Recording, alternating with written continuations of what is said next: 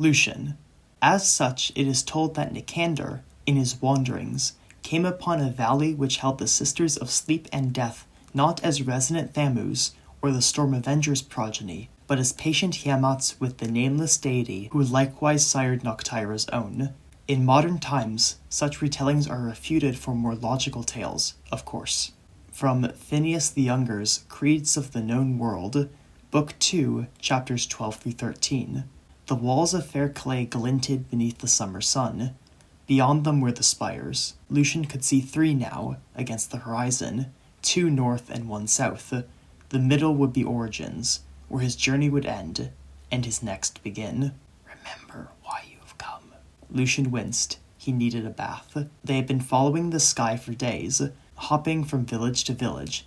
Today, though, they were inland, up from the dye works and docks along the banks west of the city's holy walls. Lively places. The Lucien was now surrounded only by the dead. The way to Fair Calais was paved with bones, countless tombs lining the roads past the city walls.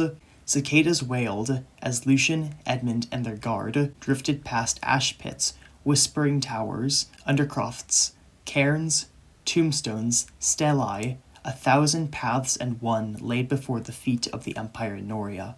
The prince pointed at one, a yew amidst a sea of stone. Odd sight, don't you think? It's a burial tree. Lucien noted the family beneath its branches.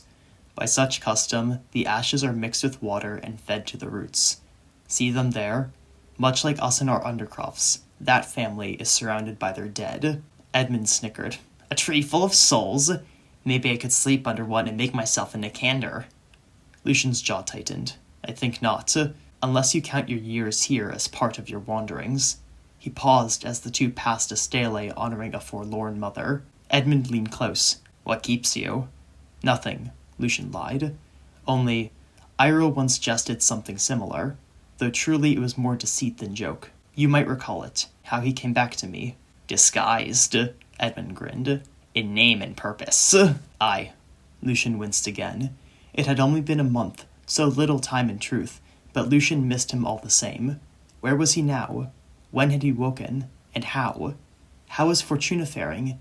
Tempering his power with theirs. Soon will arrive. Iroh's stolen necklace weighed from Lucien's neck.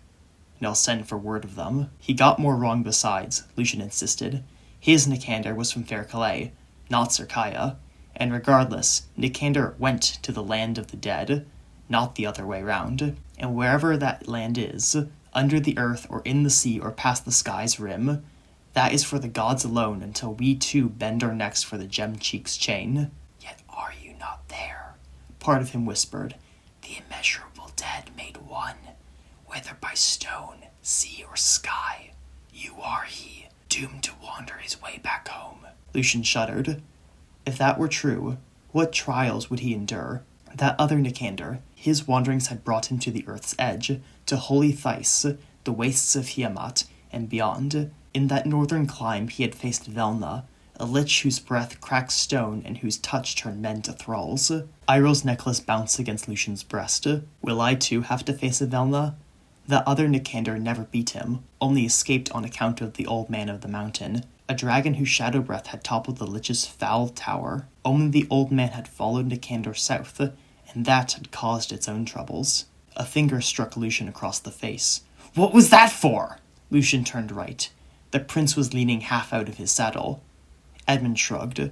You were just staring into the distance. I feared something got your soul. You didn't need to flick me! Lucien snapped his horse's reins to make it go faster. 5 spires now glinted above the city walls. 3 north, 2 south. Which are those? Lucien asked. Edmund scratched his stubbly chin.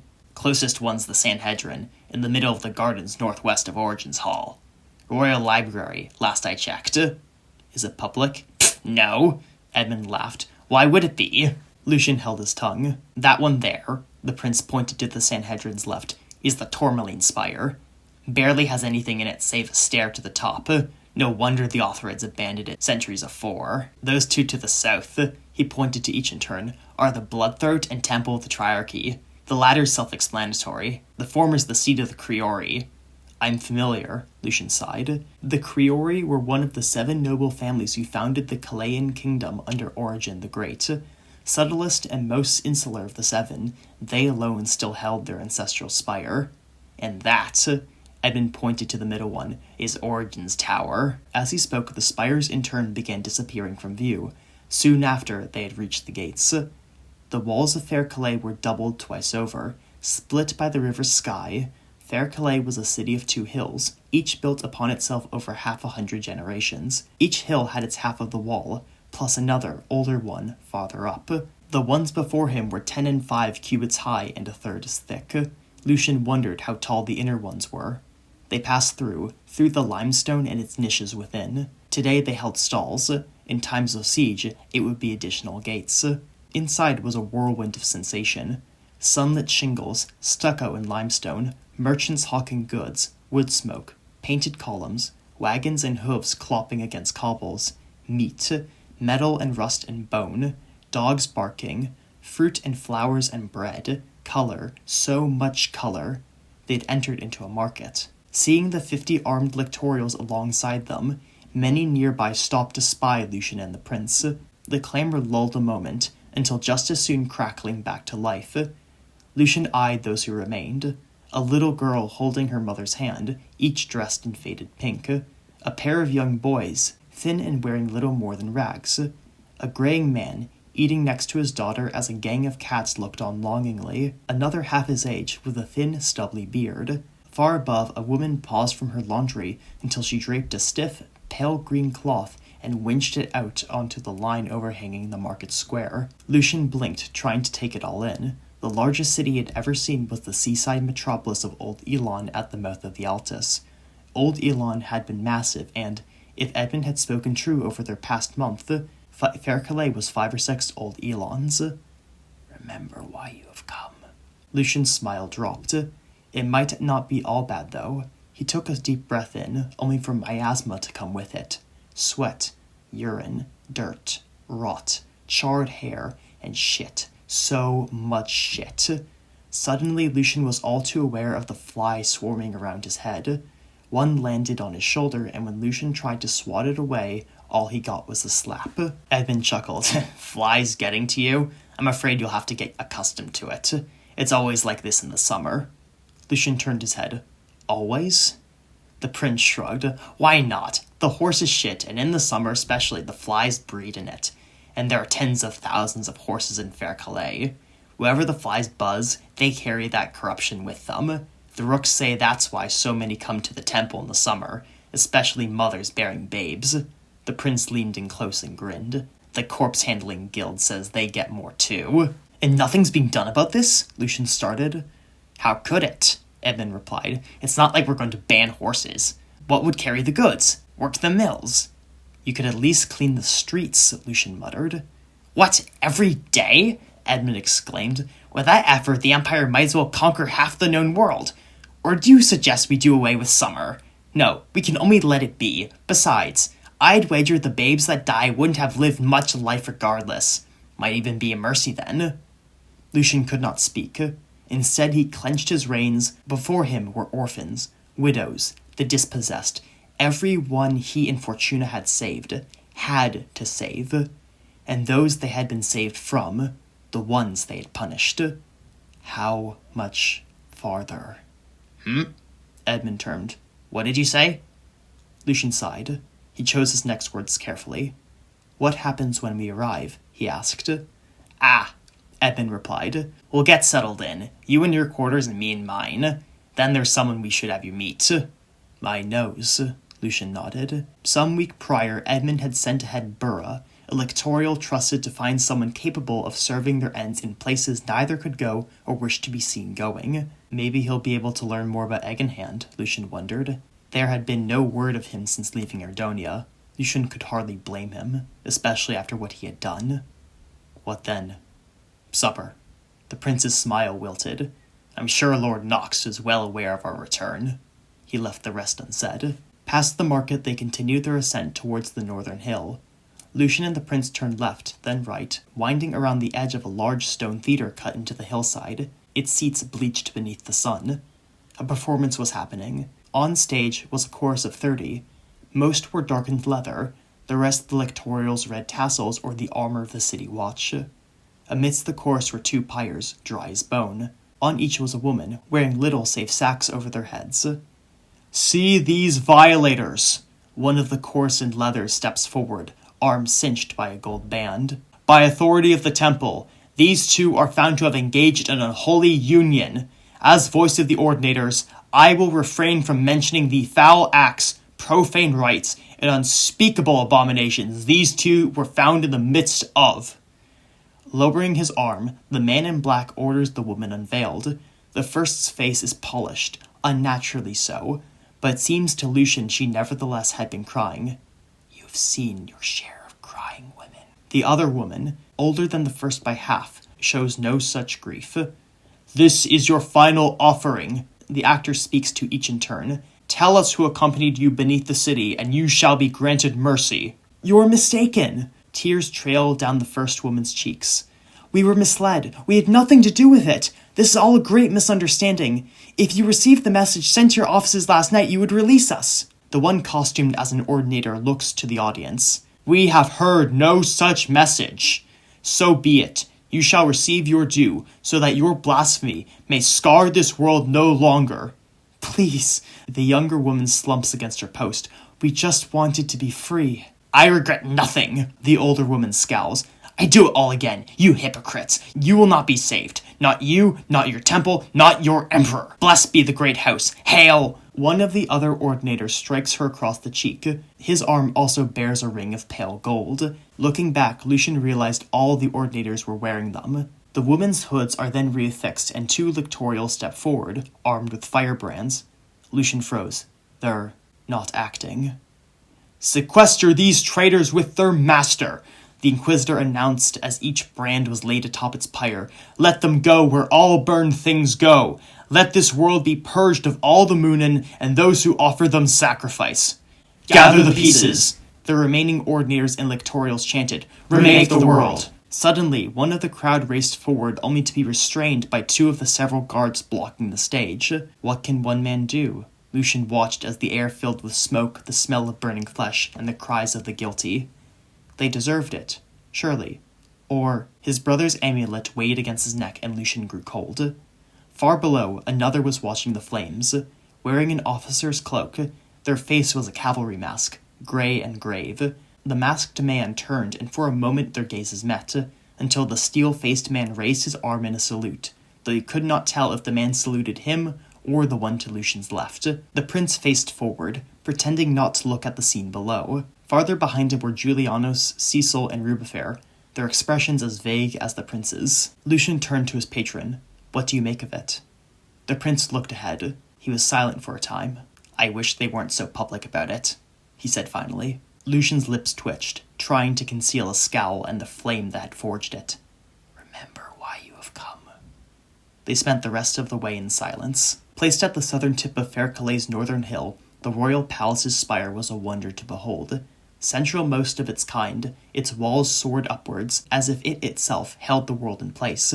In its shadow, the spire too seemed the axle of a great sundial that spun atop the city's north. Grafted against the haloed spire, the palace was itself a labyrinth of gleaming stone. From the towers to the terraces, every part of Origen's hall shone beneath the summer sun, some in marble alone, but more with mosaics, reliefs, and geometric patterns encrusted with garnet, citrine, and lapis lazuli. As Lucien approached, colors in turn gave way to each other until the marble itself yielded to limestone matching the districts below. They were at the gate. Greeting them were 100 men, half lictorials, half the regular watch. Leading them were 2 mounted knights, their gilded purple capes flapping gently in the breeze. The first rode forward. His armor was umber dark, matching the wooden mask which left only a mouth, cheek, ear, and eye exposed. On his back was the most ornate sword Lucien had ever seen. Only wrought iron was its hilt, though inlaid with gold and rubies. When the knight turned, Lucien saw its scabbard was the same, depicting a bull and lion locked in combat amidst a blazing inferno. "A midday's greeting to you." His voice was sand, bordering on glass. "Your Highness, welcome home." "A midday's greeting to you, too," Edmund nodded in turn. "How have things fared since my depart?" "Splendid enough, I'd say, Highness." The second knight rode forward. "Mine's our common care, of course." The other knight's armor was green as fresh limes and mint water. He was broad, tall too, with a round, bearded face and ringlets of hair cascading past his shoulders. His sword was as his companion's, long and slightly incurved, the traditional falcon shape. Yet where the first's was dark, his was bright, gilt with images of celestial bodies and petals intermixed against clouds. "Hello!" The knight turned and waved to Lucien. "I believe we have yet to be acquainted. My name is Jove, Jocundus Jove, but you can call me—" "I know who you are," Lucien cut him off. The prince had said many and flattering things about him. "You're Sir Jocundus, the knight of kindness, and fourth among the holy blades." Sir Jocundus bowed from atop his steed. "At your service." "Lucien of the Maruli." The Umber Knight interrupted. Lucien knew him too, Sir Gabriel the Burned, the knight of strength and fifth among the holy blades. He had seemed warmer in Edmund's retellings. Firstborn son to Lord Casimir. The Emperor's left arm. He nodded slightly. "We are honored to receive you. What brings you to fair Calais?" "The prince has requested a friend's company," Lucien finally recited, "both through his days and evenings, to counsel on what he ought and assist in what he must." Sir Gabriel's expression was blank, a mask even beyond the ruddy one covering most his face. To his left, Sir Jocundus was holding back a smile. "Very well, then." The Knight of Strength finally answered before wheeling his horse about. "His Highness Edmund Adon Otho has returned! Open the gates!" A great shout arose from the battlements, and at once the gates of Origen's Hall screeched open. Inside was a massive courtyard bedecked with spiraled columns, statues, and all manner of art. "This is where I leave you," Edmund said as they entered. "Go on ahead. There is someone I need to see." "Who?" Lucien shot him a look. "My brother," Edmund replied softly. "Uther." Lucien's jaw tightened, trying to hide his shame. Sir Jocundus followed the prince below. Lucien's men were likewise led away by more red-tasseled lictorials. "What about my men?" Lucien asked as he and Sir Gabriel passed up a stair and into the palace proper. "Where they belong." The Holy Blade's eponymous sword glinted in the lamplight. "As guests to the prince, your place is above, though your men may join you, should you so prefer." "I would," Lucien insisted as they turned left onto a terrace overlooking the main yard. Up another stair they went, higher still towards the spire. Here the masonry was older, worn marble grafted onto a limestone core as the limestone was itself grafted onto the impenetrable spire.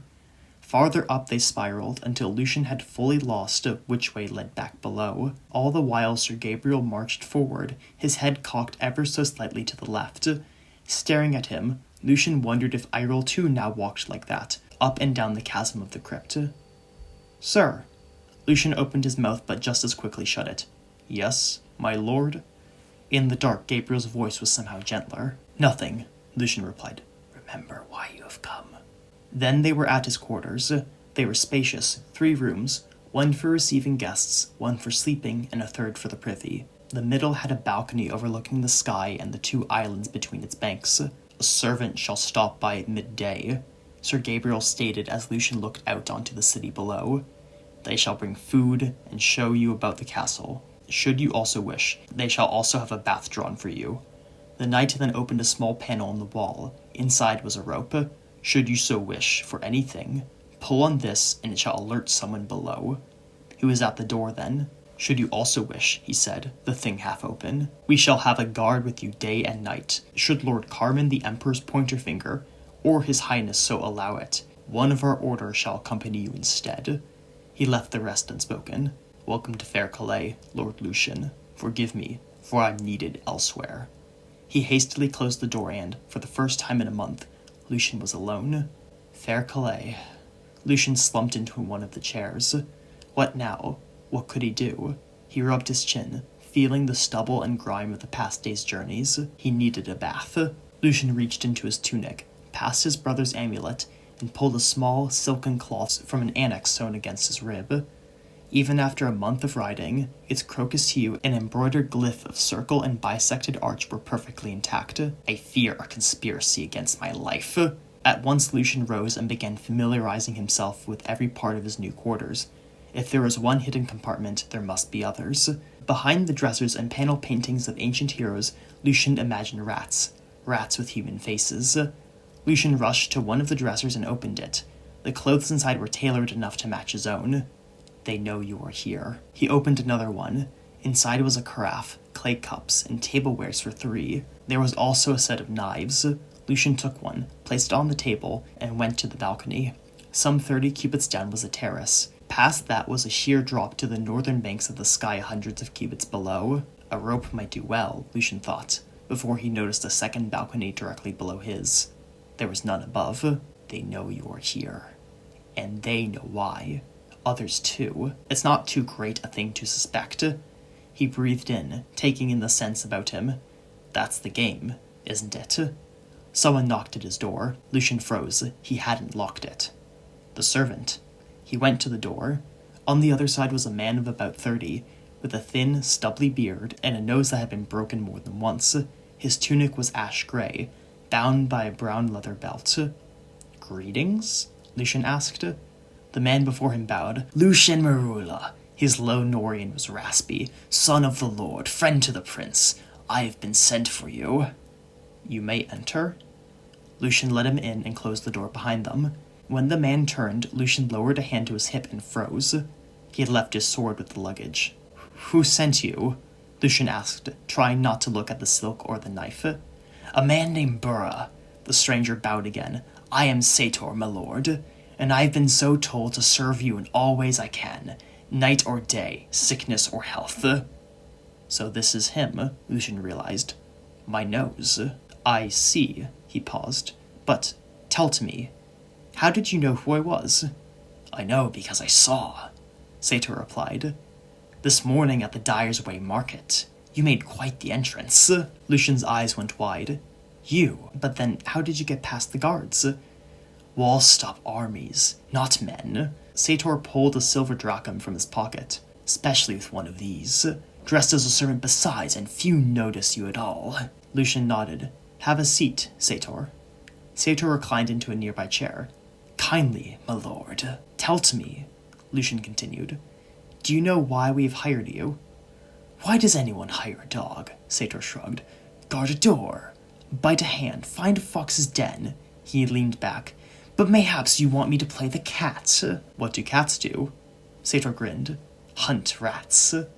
"And the rat's king at that." Lucien nodded.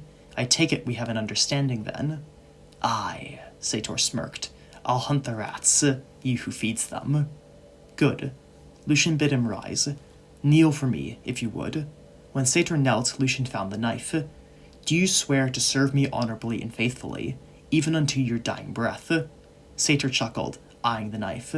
"You ask much, but I do, by all the gods." "And should a certain slander befall our common liege," Lucien finally voiced the thing perched over him, "what then?" "I will serve." Lucien tapped him with the knife's false edge. "Then rise, nose of mine." As Sator rose, another thought struck Lucien.